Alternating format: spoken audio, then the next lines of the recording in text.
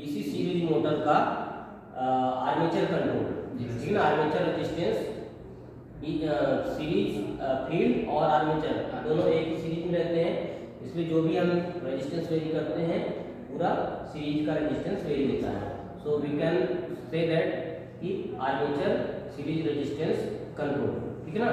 तो इसमें सबसे इम्पोर्टेंट बात होती है कि डीसी मोटर में जो हमने फार्मूला बताया था N = V/K IA RA + RF + R external divide by KN, ठीक है। तो वो जो अलग टर्म है रेजिस्टेंस से कंट्रोल्ड है, लेकिन इधर जो है अगर हम IA को 0 रख देते हैं तो क्या होगा, स्पीड इनफाइनाइट हो जाएगी। तो IA 0 कब हो जाता है, जब लोड हम नहीं देंगे। तो हमको क्या करना है, फाइनाइट स्पीड ना जाए, फाइनाइट स्पीड होने पे तोड़ देगा पूरा स्ट्रक्चर को, बहुत ज़्यादा स्पीड हो जाएगी। इसलिए हमें क्या करना है, कुछ ना कुछ उसमें लोड दे के रखना शुरू हो। तो हम लोग उसको रेटेड वोल्टेज और रेटेड लोड दे देंगे ताकि वो रेटेड आरपीएम पे चले, फिर बाद में हम लोग एक्सटर्नल रेजिस्टेंस पर कंट्रोल करेंगे, ठीक है। तो इसको ऑलवेज हम जब स्टार्ट करेंगे तो लोड पे ही स्टार्ट करेंगे। सीरीज मोटर को हमेशा लोड पे स्टार्ट करना चाहिए, ड्यू टू दैट ये IA अगर 0 हुआ तो स्पीड इनफाइनाइट हो जाएगी। तो इसमें हमने सर्किट कनेक्शन किया हुआ है। सबसे पहले 220 वोल्ट सप्लाई आप वहाँ से लेंगे और ऑटो ट्रांसफार्मर में देंगे। ऑटो ट्रांसफार्मर में AC सप्लाई आ रही है, यस सर, 220 वोल्ट रेटेड। फिर इसमें वेरिएबल AC वोल्टेज सप्लाई जाएगी। इसमें आप जैसे ये मूव करेंगे वेरिएबल AC वोल्टेज सप्लाई आपके यहाँ निकलेगी। आप जो भी वोल्टेज देना चाहते हैं यहाँ से आप कंट्रोल कर सकते हैं। ये रेक्टिफायर है आपका, इसको आप टच नहीं करेंगे ड्यूरिंग एक्सपेरिमेंट।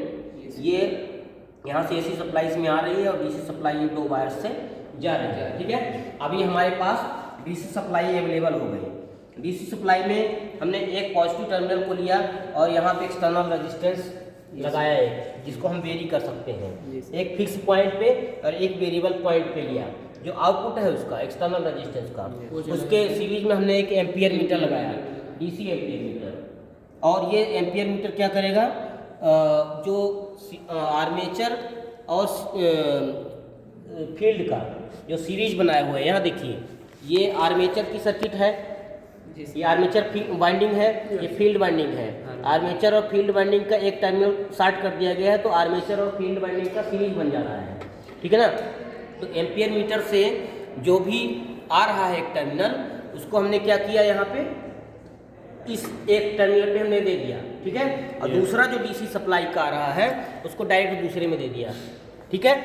अब यहाँ पे देखिए हमारा इस पे कितना वोल्टेज पहुँच रहा है, मोटर पे कितना DC वोल्टेज अप्लाई हो रहा है आफ्टर एक्सटर्नल रेजिस्टेंस कंट्रोल, ये यहाँ पे दिखाएगा, ठीक है, क्लियर। क्योंकि वहाँ से तो हम फिक्स दे रहे हैं, पर जब ये रेजिस्टेंस कंट्रोल हम करते हैं तो यहाँ पे वेरिएबल वोल्टेज अप्लाई होता है, ये क्लियर।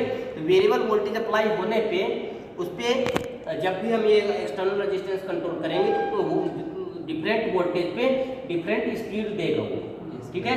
चाहे आप ये कह लीजिए फिक्स वोल्टेज पे यहाँ रेजिस्टेंस कंट्रोल करने पे RA + RF + R external change होता है, या आप ये कह लीजिए कि जब आप एक्सटर्नल रेजिस्टेंस कंट्रोल करते हैं तो V/IA वाले में V चेंज होता है, ठीक है। जब V चेंज होगा तो स्पीड चेंज होगी, समझ गए ना। तो यहाँ आप ये मान लीजिए कि यहाँ पे जितना टर्मिनल वोल्टेज अप्लाई हो रहा है आर्मेचर और फील्ड के सीरीज में, ये वोल्टेज यहाँ बताएगा। जैसे वोल्टेज बदलेगा वैसे स्पीड बदलेगा V/KIA से, ठीक। V अगर बढ़ेगा तो स्पीड बढ़ेगी, V घटेगा तो स्पीड घटेगी। तो अपने को यही एक्सपेरिमेंटेशन करना है। उसको स्टॉप कर दीजिए सर। नेक्स्ट जब वोल्टेज बढ़ा रहे हैं सर, इसको ठीक लिखना है ना करंट को अपने, अभी कुछ नहीं लिखना है। अभी रेटेड वोल्टेज पे रेटेड लोड पे रेटेड आरपीएम चलना चाहिए। तो हम इतना लोड लगाएंगे कि रेटेड आरपीएम चले, रेटेड वोल्टेज पे हम वोल्टेज बढ़ाते जाएंगे। अगर स्पीड जो है इसकी अभी 932 है, ठीक है।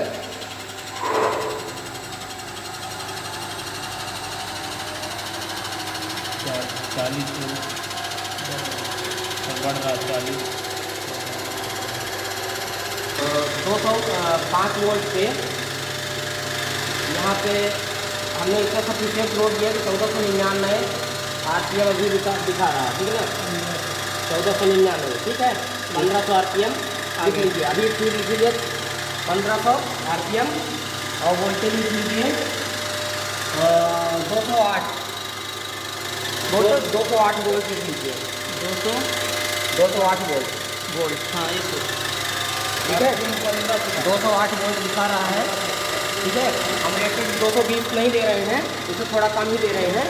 ठीक है, और हमने लोड इतना अप्लाई किया है कि ये 1500 RPM पे चले इस वोल्टेज पे। ठीक है, हम कोई रेटेड वोल्टेज नहीं दे रहे हैं, 208 वोल्ट दे रहे हैं।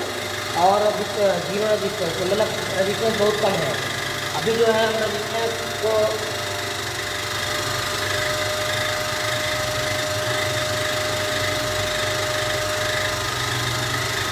जीरो कर दिए थे, ये हो गई। अभी नहीं हुई सर 2.5 एम्पियर। तो ये जो है रजिस्टेंस गर्म हो रहा है। आप रीडिंग नोट कर लिए हैं? ये वोल्टेज बन गया था।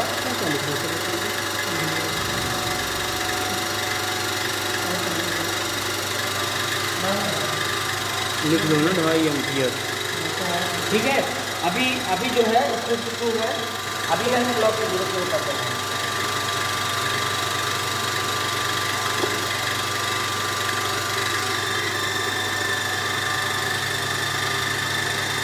हाँ, 1500 RPM है। ठीक है जी sir. Yes sir. Current 2.5 ampere. और अब जो है रजिस्टेंस हम बढ़ाते जाते हैं। ठीक, 205।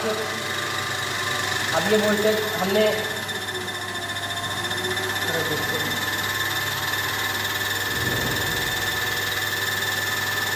अब जो है तो वोल्टेज लिख लीजिए। टेबल में तो कुछ भी नहीं, अलग से लिखते हैं, यहाँ नीचे लिखेंगे 182 वोल्ट। इसको 182 वोल्ट। RPM सर ये फर्स्ट नंबर का RPM होगा। 1230 1230 1235। 35 RPM। ठीक है, यस सर। करंट देख लो कितना है। करंट 2.4 है सर, 4 है। हाँ नहीं 2.4 है सर। 2.4 2.4। 2.4 लिखो RPM 2.4 एम्पियर। एम्पियर। हाँ ठीक है, हाँ चलिए सर नेक्स्ट। रजिस्टेंस लिख लो कि थोड़ा बढ़ाया गया, उसमें लिख लो थोड़ा बढ़ाया गया। ठीक है ना, थोड़ा बढ़ाया गया। रजिस्टेंस ऐसे बढ़ा लो, एरो ऊपर को, एरो आर को बना लो इसे। हाँ, आर। ये सर यहाँ पे लिख देते हैं रेजिस्टेंस। ठीक है ना, बढ़ाया। और फिर अब हम रजिस्टेंस और बढ़ाते हैं। लिखिए ना सब। Yes yes sir. सर, 2 लिख लो, 2 लिख लो।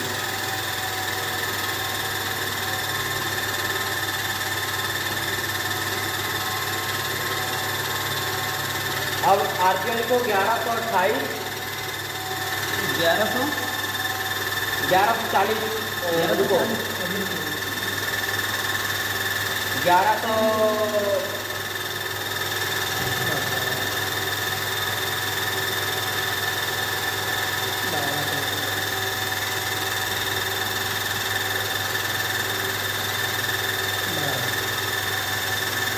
1210 लिख लो। RPM। हाँ, 1210 RPM थोड़ा बहुत बढ़ रहा है। ठीक है, अब वोल्टेज लिख लो। लेकिन ये वोल्टेज फिर कितना सर वोल्टेज? बहुत गर्म हो रहा है रजिस्टेंस।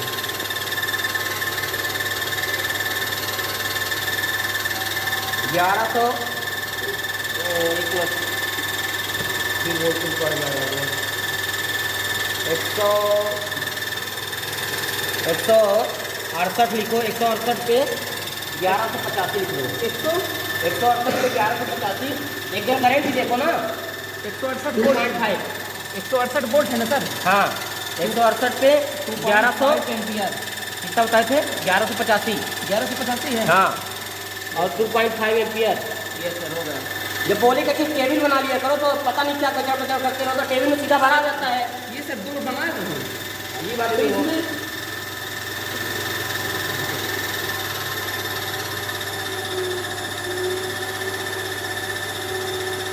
अब है लिखो 140। इसमें तो आई एम्पियर लिखना ना, RPM बस सर ये करंट बहुत ज़्यादा ले रहा है। वोल्टेज लिखना है। लिखो 140 पे, 140 पे लिखो जल्दी। और बंद करेंगे सर, बंद करने के लिए तैयार रहिए। 140 वोल्ट करंट देखो जल्दी। 140 वोल्ट 2.5 2.5 और 1000 आरपीएम लिखो। 1000 बंद कर दीजिए सब, देखो सब गर्म हो गया है पूरा, एकदम डायरेक्ट जीरो कर दीजिए। 4 रीडिंग आई। 1000 आरपीएम